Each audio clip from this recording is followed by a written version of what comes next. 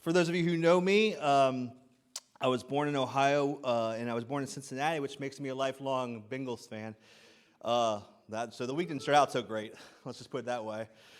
But then I decided, I was like, you know what? I want to return to the scene of the crime. So if you I made a trek from St. Louis to Oregon in December, and I think many of you heard the story where I may have done something questionable, like go around a gate, that was closed down on a side road that said, hey, it's going to be windy. And I'm like, forget that, I can drive. I decided, what I want to do? I want to go back there. I've done this before. I don't know. This probably is very incriminating. I shouldn't say these things in a microphone online, but maybe I'm not the only one who's done this before. I don't know if this has been you. I got a parking ticket at a university in St. Louis called Washington University, right? Like it's not real police, right? It's the security at the university. So I don't know how serious you take that. So what I decided to do was, guess I'm not going to that university anymore, right? I'm like, they can't get me if I'm not there anymore. Someday I'll pay the ticket. It was like $10. I'll get it, It wasn't that big. But so I go back to Wyoming. I was helping a friend drive, and this time I decided, you know what? I want to make it a little bit more interesting. I want to, do a 360 in the highway and spin off to the side of the road. Let's give that a whirl and see how that plays out. So that happened this week. So again, not the greatest, not the greatest week, but I'm living the dream, right? That's what we say. I'm living the dream. Somebody asked me. We say that, right? Because here's the thing. It could always be worse. Right? Right? It could be worse. I could not be here right now. It could be worse. It's a great way to start out a message, right? Isn't it? Man, I'm so glad I came today. I came to hear this motivational, talk about the word, and he just opened it up with, it's been tough. It's been tough. But I want to be real with you. I want to be real. Like, you guys have tough days, right? Tough weeks. I'm there too, right? I'm there too. But we got this. It's all kind of about how you respond to adversity, right? All about how you can't choose what happens to you or what you kind of go through. All you can do is choose how you respond to it, right? So we've been in this series called Unthinkable. And this is the last installment of the series Unthinkable. We're in week 7 here. We've been walking through the life of a few different people within Scripture and talking about some of the habits and the attributes and just the mentality that some of the people had, how we can practically and spiritually live unthinkable lives for the kingdom of God. And so we've been walking through this. In fact, our theme verse has been Ephesians chapter 3, verse 20 through this series. It's been God is able to do immeasurably more than we could even ask or think, right? He can do the impossible. He can do the unthinkable. I mean, we've been singing it all morning, right? He's the God of the miraculous. He's the God of, of all these different things that is just, it's awesome. It's awesome that we serve such a great God. And we talked about choosing to do hard things and learning to hear the voice of God and to kind of leverage the power of prayer in our lives, to forgive easily, to give generously, to serve sacrificially. And last week we talked about how to persevere fearlessly. And as if God had a sense of humor, he said, you know what? I'm going to have you persevere this week. So I think that's what it was, really, right? It's like a little test. Because the testing of your faith produces endurance, and it's good. It's good. It's important. And today we're going to talk about the kind of cap it off, because perseverance was such a linchpin piece of all that, because we all have to persevere in our lives, that today we're going to talk about dreaming big and leaving our mark. And we're going to talk about dreaming big and leaving our mark, because it's important to dream big. When we serve a God who can do immeasurably more beyond what we can even ask or we can think, it kind of gives you permission to say, you know what, let me dream a little bit bigger than I'm dreaming. Right? Let me think a little bit, beyond what I think I'm capable, or because it's not really about us anyways. It's really about God working through us. Right? God can do immeasurably more. It's not saying Jason can do immeasurably more. I know I can't, right? But God can, and so I want to get on that train. Right? And I want to dream big. It's important to dream big. So today, if you have your Bibles, you can turn to Genesis chapter 37. We're going to look at another guy who's very popular in Scripture for dreams. for dreams. And this is Joseph in Genesis chapter 37. Just to kind of give you a little backstory, not many people say this about Joseph because we kind of skip to the part where he actually has his dreams. I'm gonna read a section that I think may clue you in, because if you don't know, Joseph was the 12th son of Jacob. And Joseph was Jacob's favorite son. In fact, Genesis tells us that he was his favorite son because he was born out of his old age. I don't know if that's a good reason or not, but it's in there. It's in there, right? So if that wasn't, and as a favorite child of my parents, I understand what that goes through, what that's like for my sisters. So Joseph's brothers didn't really, it wasn't on a good starting ground. Let's just put it that way. Like when you know that your parent has a favorite, it's not a great place to start. But in Genesis 37, verse 2, it says, this is the account of Jacob and his family. When Joseph was 17 years old, he often tended his father's flock. He worked for his half-brothers, the sons of his father's wives, Bilhah and Zilpah. And here's probably Joseph's first mistake. Joseph reported to his father some of the bad things his brothers were doing. Why would you do that, Joseph? That seems like just a recipe for your own kind of punishment or beatdown. It's probably a better way to say it. And then it goes right into verse 3. Jacob loved Joseph more than any of his other children because Joseph had been born to him in his old age. And so it just says that he gives Joseph a robe. We get this. We know this. Even if you're not a Bible scholar, you kind of probably know that Joseph had a very colorful robe. And because of that, Joseph's brothers hated him. Here we go. Verse 5. This is kind of where we kind of get started here. One night, Joseph had a dream. And he went, and when he told his brothers about it, they hated him more than ever. So I don't understand Joseph's 17, right? I don't know if you've ever been 17. You're not thinking everything through. That's probably the nicest way to put that, right? Like you already know that your brothers hate you. You're tattling on your brothers, and then you decide, you know what? I got this dream. I want to tell them. I feel like Joseph's dreams got to be more like Fight Club, right? Just keep it to yourself. Don't talk about your dreams, Joseph. This is all going to work out if you don't talk about it. But he did. He said, listen to this dream. We were out in the field tying up bundles of grain. Suddenly, my bundle stood up, and your bundles gathered around and bowed low before mine. But his brothers responded, so you think you're going to be our king, do you? Do you actually think you're going to reign over us? And they hated him all the more because of his dreams and the way he talked about them. There are going to be people that don't like the dreams that you have in your life.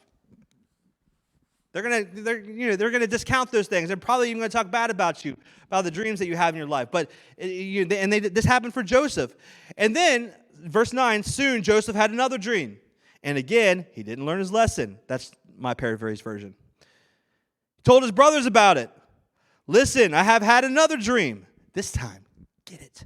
The sun, the moon, and the 11 stars bowed low before me. And if we're going to add insult to injury, this time he said, you know what? I'm not just going to tell my brothers. I'm going to tell my dad. It says, this time he told his dream to his father as well as to his brothers, but his father scolded him. He scolded him. What kind of dream is this? You think your mom and I and all your brothers are just going to bow down to you? I'm like, Jacob loved Joseph, but he was like, this is kind of crazy. Dreams can be like that, right? Have you ever had a dream? An idea, a passion that you thought everyone was kind of going to be so pumped about? Like, I can't wait to tell my friends this. I can't wait to tell my wife, my husband this. I've had a breakthrough. Like, if I could get the startup capital to start this idea, I'm going to make millions because this idea is so good. But it turned out not to be the case. Like, they just weren't as pumped as you thought they'd be. Think about your earliest dreams, your earliest ambitions as a child. What you wanted to be when you grew up, right? If you asked your kids, what you want, what they want to be, it's probably fairly predictable, right? They'd say whatever they think is great. That's really kind of what it boils down to. They would say whatever they think is great. A superhero, a firefighter, a teacher, president, a sports, some sort of ball player, a sports figure. We start thinking about who we want to become, about what we want to become. And as a child, that's kind of natural. We think about what we want to become. But as we get older, There's a shift. As we get older, our attention shifts from what we want to be to what we want to have. And maybe it's just like realism, kind of like reality, just kind of driving home. Like I'm 43 and I realize that there's no way I will ever be a professional ball player. I think. 99% sure. We start out thinking that we want what we want to become, but then we shift to what we want to have. We change our focus to our latest goals, our latest results, kind of the outcomes that we see in our life. And if you started to interrogate your stress today, the thing that has you up at night right now, the thing that you're worried about right now, the pressure that's beating down on you, maybe it's you're launching a new product, you're trying to solve a new problem, you have a new deadline, all these different things, they're based on results. And I'm worried that the result won't happen, and if that result won't happen, it's going to cost me. And so we're really working in this reality, what we want to have, how we want to kind of pursue that, and what can we attain. A dream really is a preferred future. When you're a kid, you're thinking you want to become something. As you get older, you want to achieve and think about what you're wanting to have. And all of this, of us have some sort of dream like this. And the key thing is our relationship to our dream will really have a lot to do with how we define our life. And how we will define our life. And how we will end up feeling like we've won or lost in life. It has everything to do with how you end up feeling, whether you have fear or courage or peace or anxiety. It all has to do with in relationship to your dream. And so what I want to do today is I want to give you some sort of analogy for this talk today. But it's going to be like this.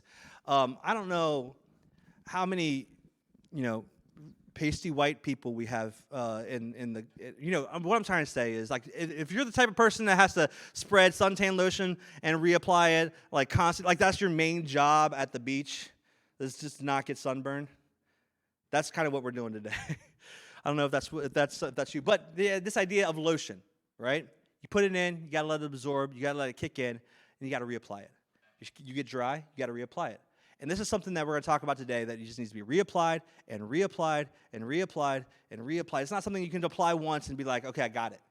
It's something that we have to keep reminding ourselves every day. We kind of have to keep reapplying the lotion.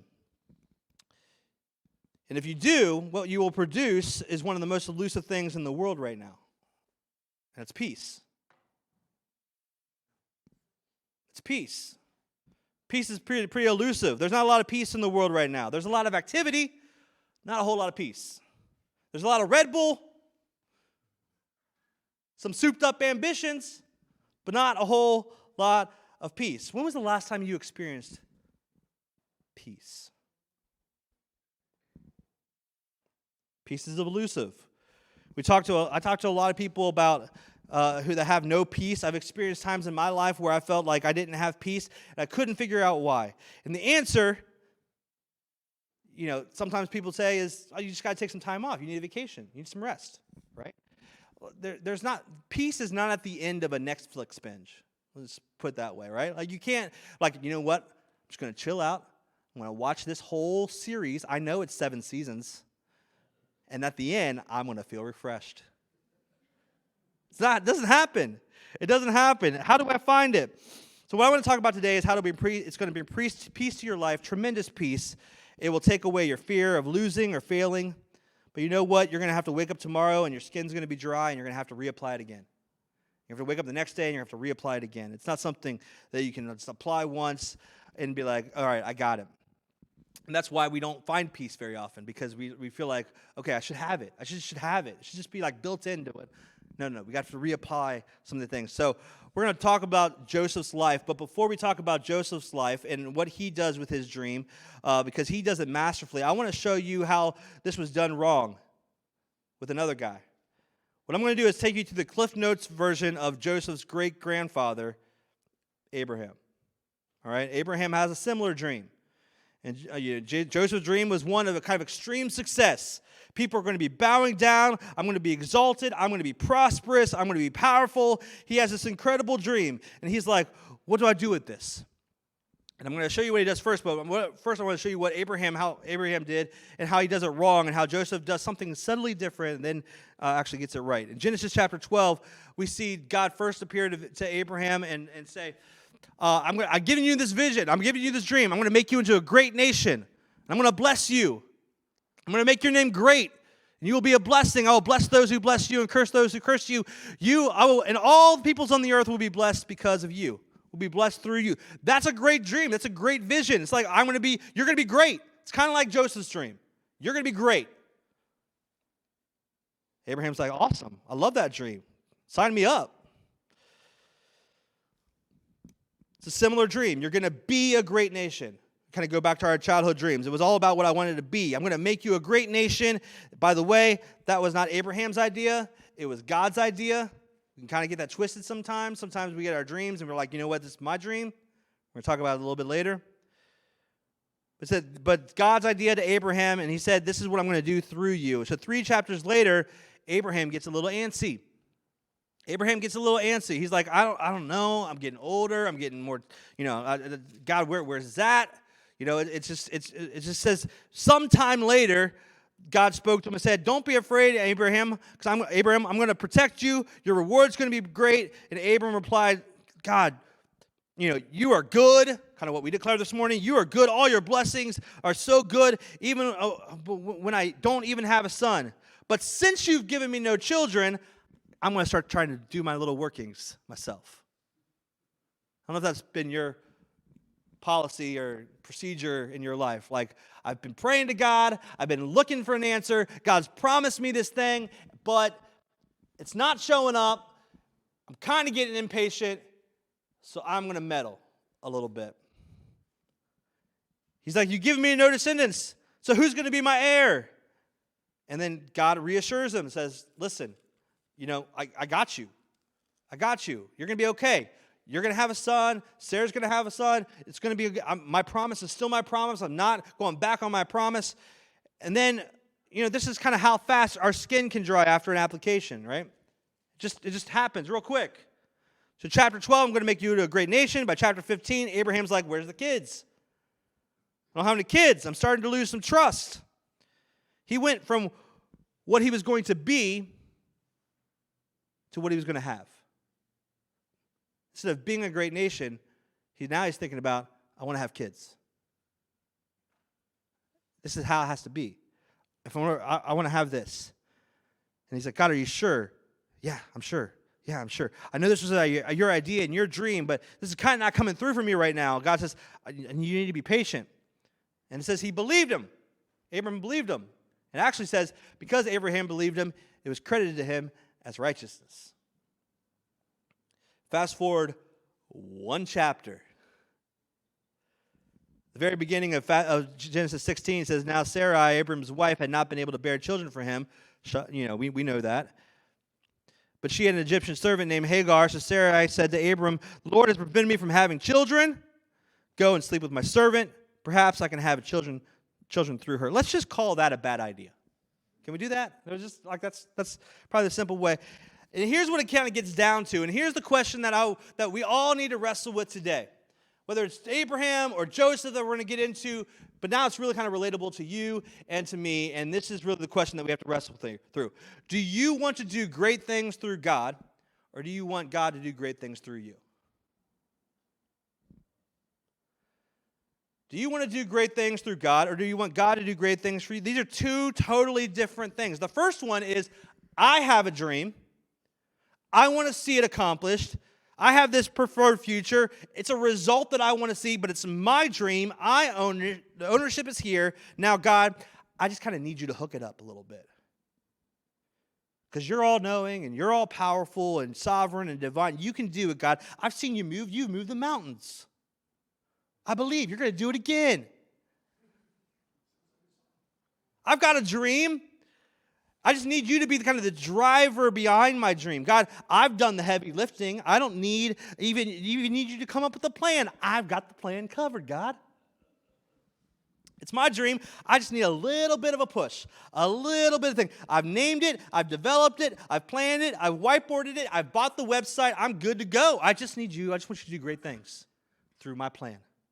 in my dream. And guess what, God? You get to be a part of it. In fact, when I'm accepting my Grammy, you're the first person I'm going to shout out.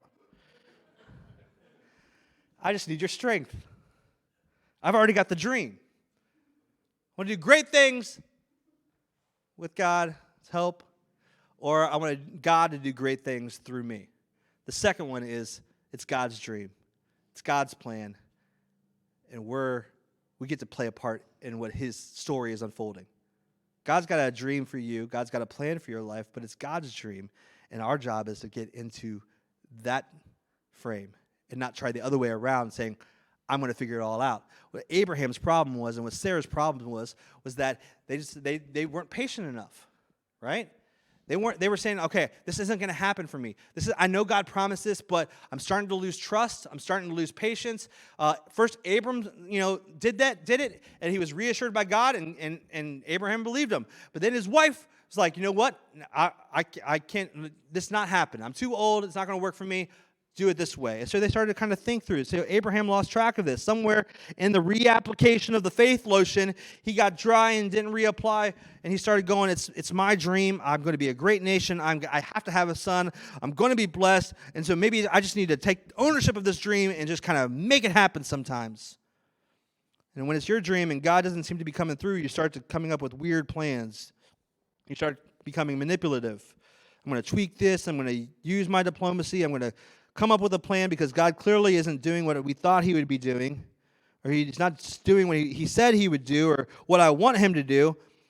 And that's kind of the result of falling in love with the outcome and the result as opposed to the goal and the goal, instead of saying, it's not my dream, it's his.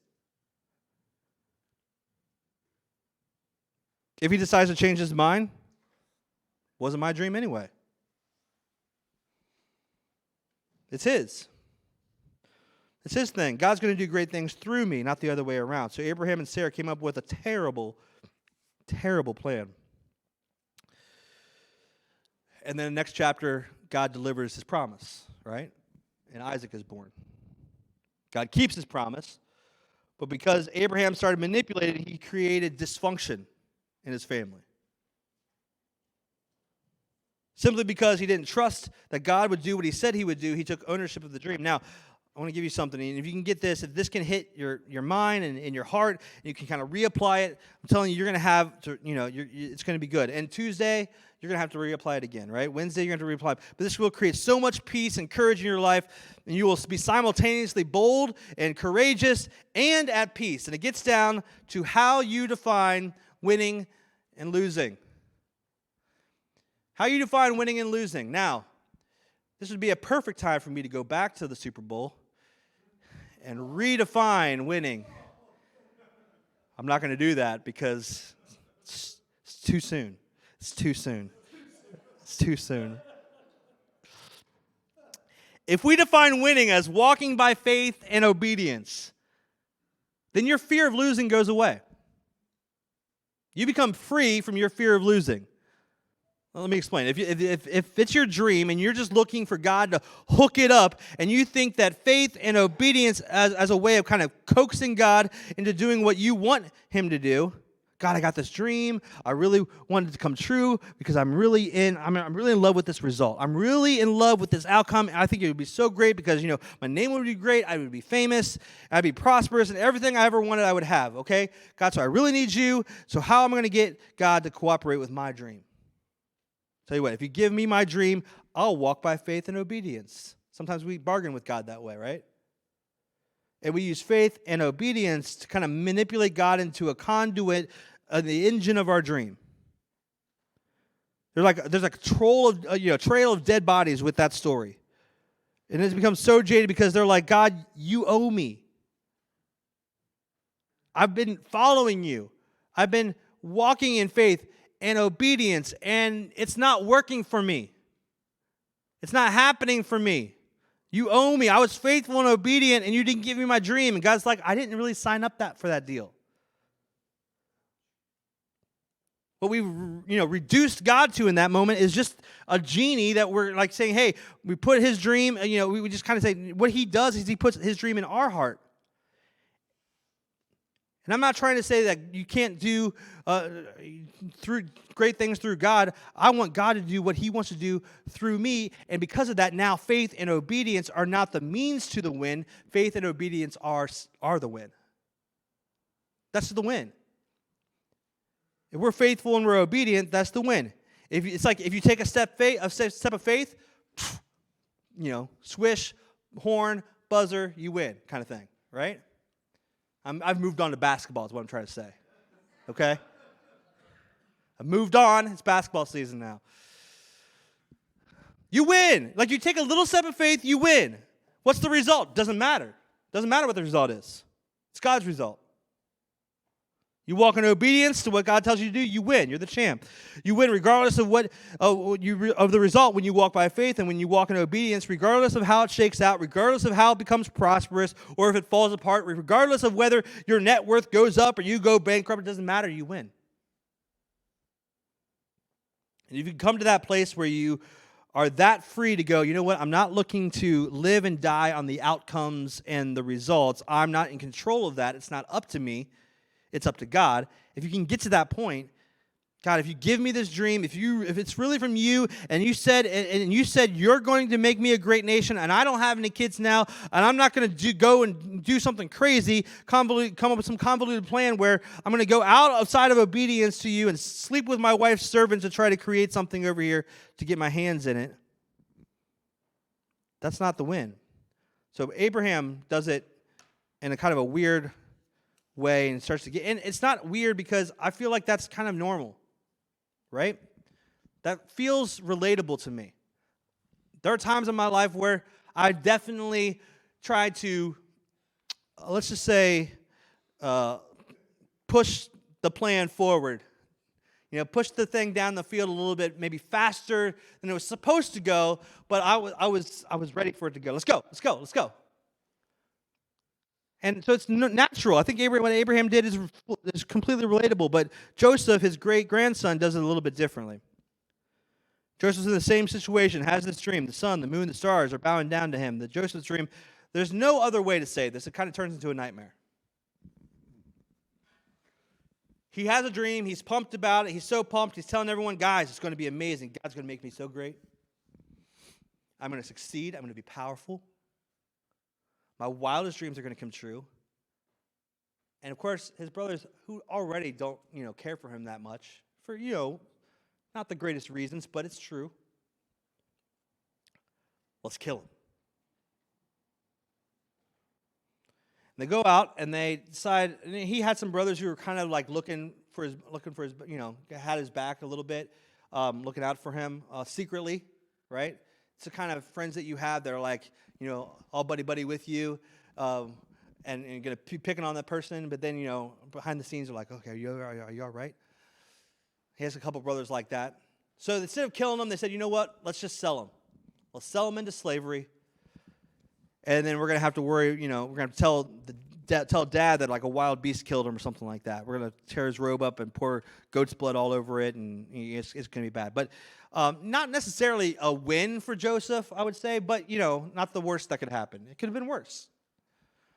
So instead of being killed, he was sold into slavery, and he was sold to, which is interesting, Ishmaelite traders, which happened to be the son of his great-grandpa and their clan. It's so interesting how this kind of works together and weaves together. So he ends up being a slave. It's kind of in a similar boat to great-grandpa Abram was in. You said I was going to be a great nation. My wife's not having any kids for years. You said I was going to be the sun and the moon, the stars were going to bow down. That I was going to be powerful. Now I'm a slave. What's up?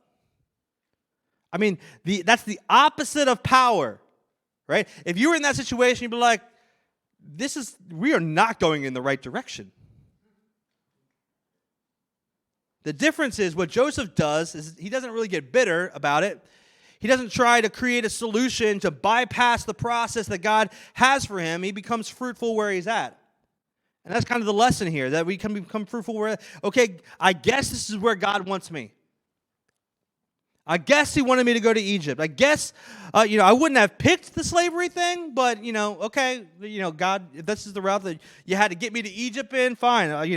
You're creative. This one's going to be interesting. It's probably going to be a fun ride. That's probably not what he said, but, You know what he does? He goes to the home of Potiphar, now the person who owns him, his slave master, and he thrives to the point where Potiphar's like, this guy's got an administrative gift. I'm going to put him in charge of my whole house. So he's empowered. Well, then he gets an opportunity. He gets an opportunity that Abram had. He gets an opportunity to manipulate in Potiphar's house. Right? He's put in charge of the whole house. He gets an opportunity to manipulate. Potiphar's gone. His wife comes to Joseph and wants to sleep with him. And of course, this could have helped him politically. This could have helped him advance in her good graces. He could have hidden it. He could have kept it quiet, or he could have used it and of course, he could have had, there could have been something like, well, I have no idea what God's doing, but this is in front of me, right? Sometimes we justify it that way. Like if it was his dream and God wasn't coming through, he could really take advantage of this and be like, you know what? I'm doing this. God didn't come through on his promise, so I'm doing this to spite God.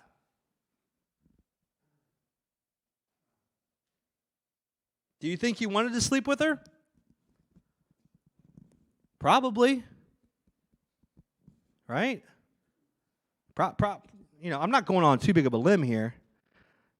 But I think he did, right? I mean, he was 20. All about what I'm going to say here is conjecture. I'm going to throw that right out the door here. It's conjecture. But a little circumstantial evidence of the situation, because I don't know extensively what the sex life for a 7th century BC slave was. But probably not a lot, right? He probably didn't, probably wasn't a lot. I don't know Joseph's relationship to Potiphar's wife, if he was attracted to her.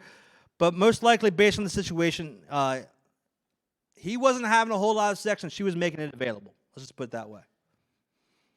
He had opportunity. He had opportunity. I don't know if you've ever been 20, guys, or ladies, if you know a guy that used to be 20, there's probably a good chance that he was okay with it. There's a chance to manipulate. And if I was going to take a survey, it'd probably be an unofficial survey, but 100%, be like, okay, I think this is what happened. So Joseph, when she throws herself at him, probably at least there's something in him that probably an impulse, an appetite that he wanted to pursue. But here's how you pass the temptation test. You let go of what you want for what you want even more. Right? You give up what you want so you can have what you want more. Has no bearing whether or not Joseph was attracted to her or not. What he decided to do in that moment was, I'm not going to take the bait. I'm not going to take the opportunity to manipulate the plan or the process that God has me on. I'm not going to take the opportunity to kind of give into this temptation. There's something that I believe, that is a dream that God has put in me, that he has for me, that I'm not going to bypass this. I'm going to trust him. I'm going to wait patiently for him. And that's what I want even more than what's right here in front of me. There's times in our lives where things that are right in front of us are like, here it is, take it, and we can jump at it thinking that, okay, that's going to be pleasurable, that's going to be fun, that's going to be good for me right now, and I'll deal about that other stuff later. But can we give up what we want for what we want even more? Did Joseph want her? Probably. What did he want more? We don't have to guess on that one. I mean, he said it straight up. He says, I will not disgrace Potiphar, and better than that, I will not do such a horrible thing to God. He's like, no. This woman comes at him, and he wouldn't give up his character. He stays faithful. You know what? It's God's dream. He's like, be faithful and be obedient, period. I'm going to call that a win. I'm going to get out of there. I'm going to get out of her grasp. I'm going to run across. Yeah, I know. I don't have any clothes on. I'll deal with that embarrassment later, but I got out of the situation. It's God's dream. Every time I'm faithful and I'm obedient, I'm going to call that a win. Doesn't matter what the world says. Do I want to have this momentary expression of pleasure, a moment where I'm self-indulgent? Of course, yes, I want that. But what do I want more? I want to be a man of God, a person that passes the character test. I want my character matters more to me than a momentary feeling of pleasure, so I'm not going to give that up for what I want even more. Part of it is trusting that whatever God has on the other side of that test is better than whatever your sin nature is giving up. Trusting that the thing I can't see, whatever the promotion is going to be, wherever God is taking me once I pass this test, is better than the momentary fleeting feast that I could be having right now with my flesh. You got to pass that test. And it would be easy to be like, okay, he passes that test and God just elevates him right then. But then, you know what happens? Potiphar's wife goes and tells Potiphar that he tried to sleep with her anyway. Doesn't really work out. Great. So Potiphar throws him in prison. Gets him thrown in prison.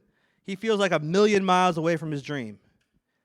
He's like, if this is my dream, if I own this dream, like if this is like my ambition, I'm like, okay, God, you showed me greatness, you showed me power, then you made me a slave, you sent me to prison. Yeah, I had this weird situation with this lady.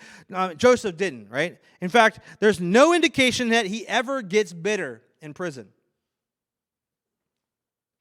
You know why? It wasn't his dream. It wasn't his dream. It's God's dream. I'm not trying to do great things through God. God is going to do great things through me. He's got me in prison. All I can do is be faithful, be obedient, be faithful, be obedient. That's the win. That's my win. And I win when I'm faithful. I win when I'm obedient. And the question that we have to ask ourselves is that good enough? Is that good enough? Is it good enough for you to just be faithful and obedient to God, or do you need the results? Do you need the outcomes? Is it about the goal, what you can have, what you can achieve, versus who you are becoming? Joseph was able to separate his emotions, his ego, his definition of whether he was a success or failure. He was able to detach them completely from the result. Because from a result standpoint, man, the bottom was falling out. He was failing big time. He is in prison right now. Now, this is where it could have been like added insult to injury, right? He's in prison. Two of the king's, parties in prison. And they have dreams in prison. And they don't know what the dreams meant. And they come up to Joseph and Joseph sees that they're distraught, and he's like, what's going on, guys? What's going on? He's like, we had these dreams, we don't know what they mean. Like, I can just see myself in that situation going, really, God? Really? Like, you already gave me, I'm not going to tell you what your dream means because I thought I knew what my dream meant, and it's clearly not working out for me. So, if you even brought the word dream up to me, I would have been like, no, I'm out. These guys are like, we had a dream. He's like, yeah, I had one too. Let me tell you about it. Let me tell you about what happened to me when I told people about that dream. Just don't tell anybody about your dreams, dude. My brothers had me, Isn't it crazy that God gave him a dream that seemed a gazillion miles from fulfillment, that turned into a nightmare, and then God uses him in prison to help other people with their dreams?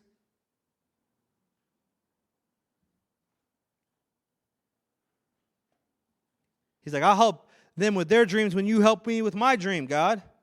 As soon as I see the sun, moon, stars bow down, I'll start being generous.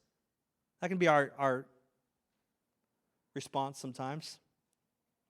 God, you do it for me, and then I'll do it for somebody else.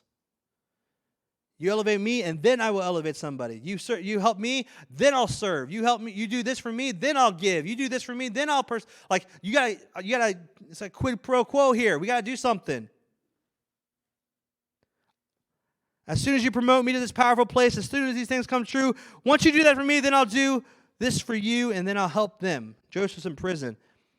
Feels like some sort of weird bait and switch. At the very least, he had to be confused, and God uses him to interpret the dreams in prison. God was using him in dream interpretation while his own dream wasn't being fulfilled. Ultimately, Pharaoh has a dream that he can't interpret, and someone says, hey, you know what? You got this guy in prison who interpreted our dreams, and they came true. So Joseph interprets Pharaoh's dream. He's still in prison, and the dream is basically a prophetic word for the next 14 years.